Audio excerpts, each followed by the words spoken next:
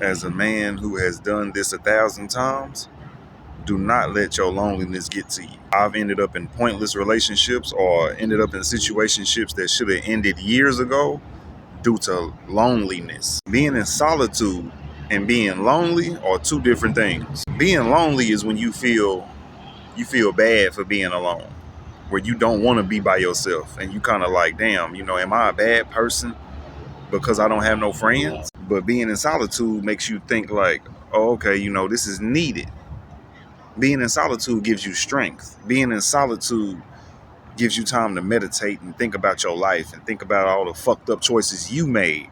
Being in solitude can help a person start that journey of self-reflection that they're afraid of. But loneliness is when you got these demons inside of you that you don't want to deal with by yourself, so you try to find a partner or a spouse or a fuck buddy or somebody that you want to put in a situationship.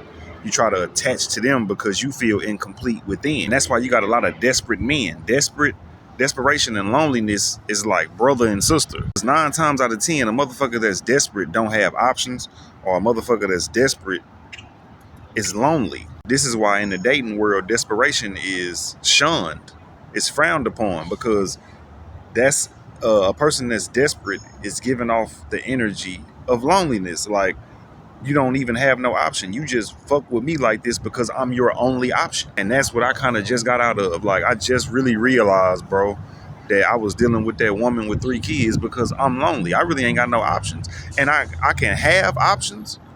And ever since that relationship, I've gained more options. But when I was stuck in that mentality that had me in that relationship, I was thinking that my financial stability, was more important than my character.